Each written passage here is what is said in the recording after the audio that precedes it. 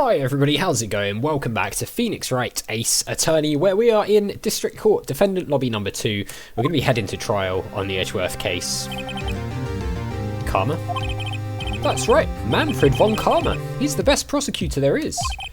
He hasn't lost a case in his 40-year career. He is a god of prosecution, right? A god.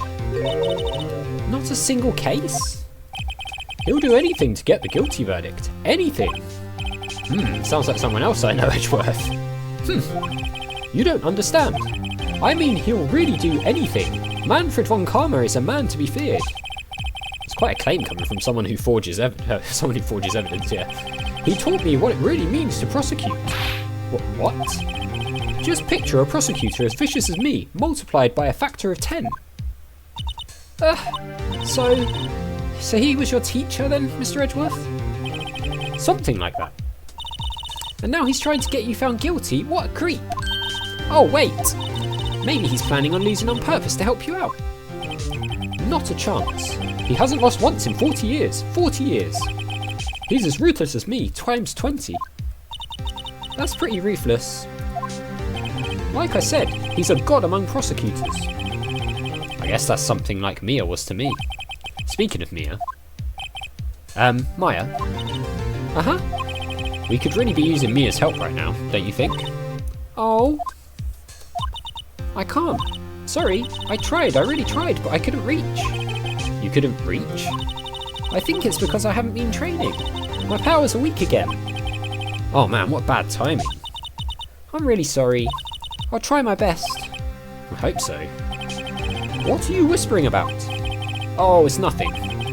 Well, it's time. Let's head in. Alright, let's see who this god among prosecutors is then. I've heard he's a real piece of work, Microcat was saying, so not expecting an easy ride here. Okay, District Court number 3. Oh my god, look at his character model there. Court is now in session for the trial of Mr. Miles Edgeworth. The defence is ready, Your Honour. Wow, look at this guy. He looks scary. Mr. von Karma, is the prosecution ready? ... Fool! You seriously think that I would stand here were I not completely prepared? Right, my apologies. He's even got the judge scared. Very well, your opening statement, please. ... Decisive evidence. A decisive witness. What else could possibly be required? Nothing, of course, that should be fine. The prosecution may call its first witness. What's with this guy? Is he royalty or something? How am I supposed to fight against this?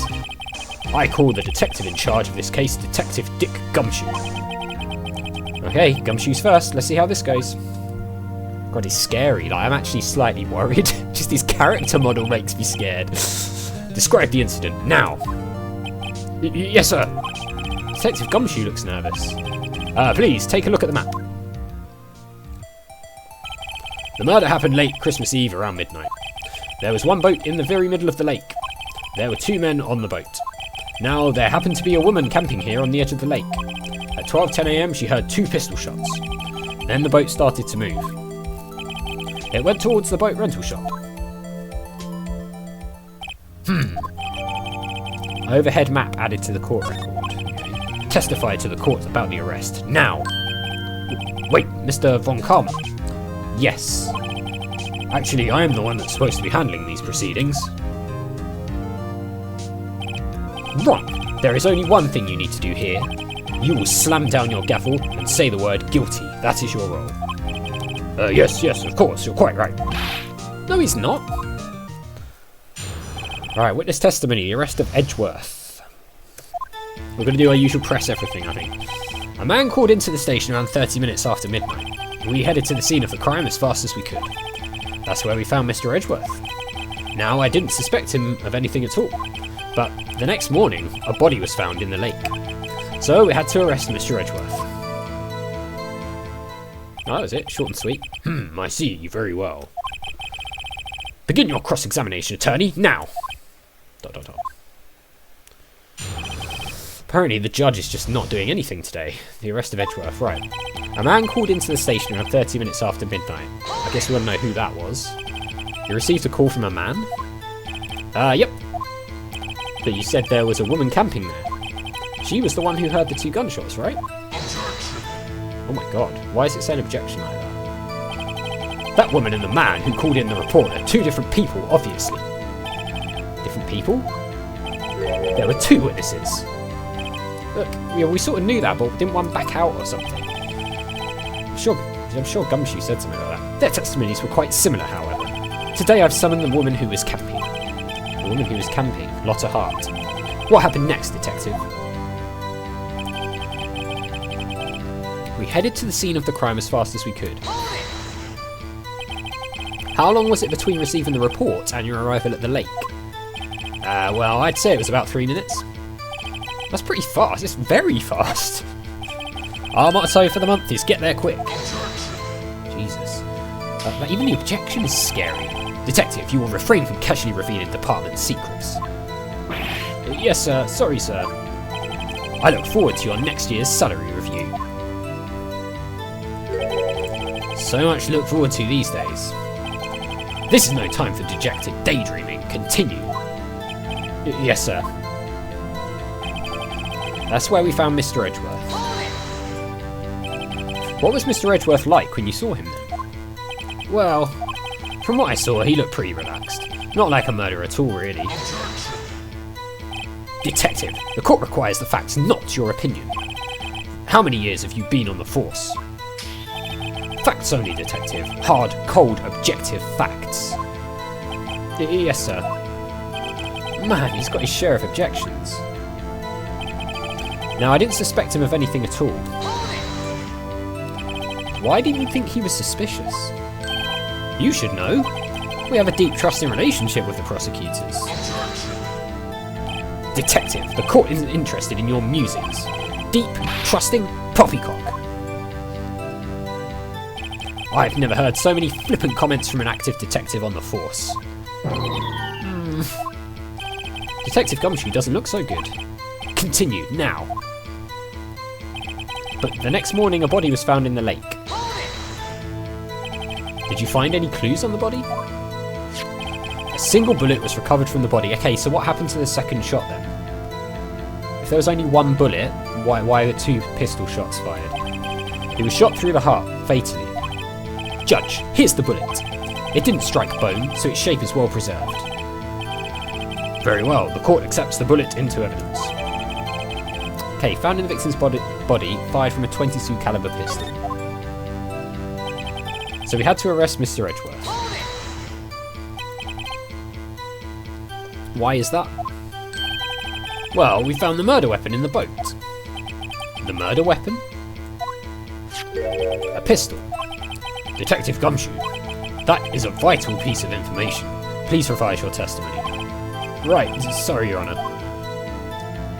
Okay, the murder weapon we found in the boat was decisive evidence. What about the pistol made it decisive evidence? Ah, he has the same evil laugh as Edgeworth. There were fingerprints on the pistol found in the boat. They were clear prints from Mr. Edgeworth's right hand. Okay, so he was holding a gun. What? At some point, anyway. It's possible we had the gun prior to the shots, but... Order! Order! I mean, it's possible Edgeworth did it. So Mr. Edgeworth's fingerprints were found on the murder weapon? Yes, Your Honour. Judge, this is the weapon in question. Accepted into evidence. Okay, the murder weapon, .22 caliber, fired 3 times. Bears prints from Edgeworth's right. So, Lotta Hart said she heard 2 pistol shots. Only 1 bullet was recovered from the body, yet the pistol says it was fired 3 times. So we've got at least 1 missing bullet, potentially 2 missing bullets. Okay. Members of the court, we now have the pistol used in the murder and the bullet found in the body. Detective. Yes, sir? Was the bullet found in the body fired from this pistol? Yes, the ballistic markings on the bullet match the pistol. Hey, Nick. What does he mean, ballistic markings? Shocking. To imagine someone here does not know something as basic as ballistic markings. Nick, he's glaring at me. Very well, I'll explain. Actually, Judge, you do it. Me? Dot, dot, dot. Ballistic markings are like the fingerprints of a gun. The barrel leaves distinctive marks on each bullet it fires. You can examine these ballistic fingerprints to see which gun fired the shot. It's quite accurate. Indeed. This leads to one inevitable conclusion. The bullet found in the victim's heart was, without a doubt, fired from this pistol. This pistol which, as you may recall, was covered with the defendant's own fingerprints. Yeah, but what about the other shots? Order! Order! This is bad. This makes it look like Edgeworth did it. Well, Judge? I'd say it's almost decisive, yes. Honestly, I could declare a verdict at this point. However, you wish to hear the witness speak, no doubt. Very well. I am somewhat fatigued, and so I will take a brief break. I will call my witness after the recess, which will last 10 minutes. Judge? Yes? What are you doing? A 10-minute recess, now! But wait, just bang your flimsy gavel and get on with it, man. Yes. Oh my god. This court will take a 10-minute recess. Who's running this court anyway? Well, he is a piece of work, isn't he? We are really going to struggle against him, I think. We might get our first game overs or have retries in this case, I think. Right, lobby number 2. Edgeworth, what's going on here? Your fingerprints are on the murder weapon. And that foggy photo makes one thing clear. The only one who could have shot that man was the person in the photo. True. Was that you in the boat? ... Yes, it was me. What? But you must believe me, I didn't shoot him. Then who did he shoot himself? Is that what it's going to be? Like the guy actually shot himself with the gun? Then who did? I don't know. You don't know? Weren't you right there? ... Did someone snipe him, maybe?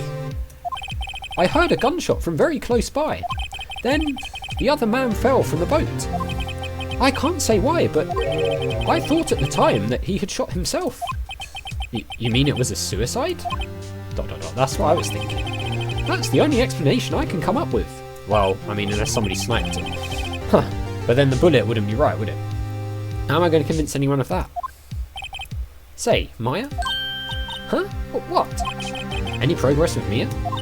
Oh, sorry, it's no good. Ugh. I know. I'm no good for anything, am I, Nick?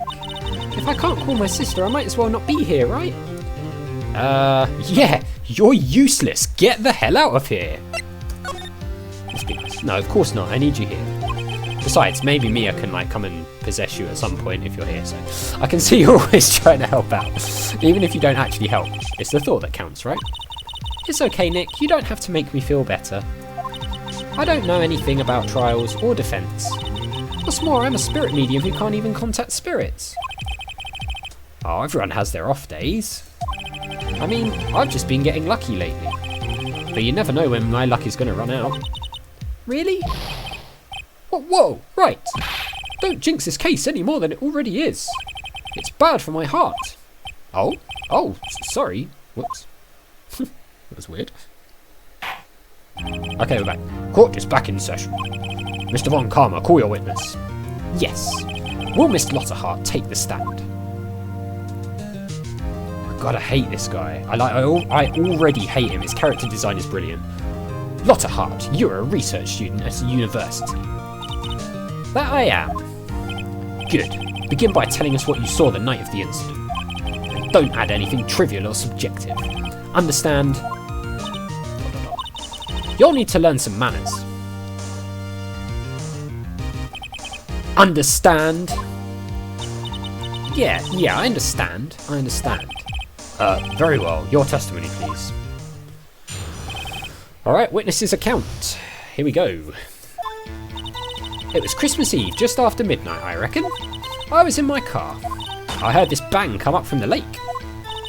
When I looked out the window, I saw two gents in a boat. Then there was another bang. There wasn't nary a thing on the lake but that boat. Okay, again, short and sweet, wow. Enough. Huh? Judge, she happened to take a photo of the incident. This is that photo. Accept it as evidence. Well, This is a surprise. This looks like the very moment of the murder.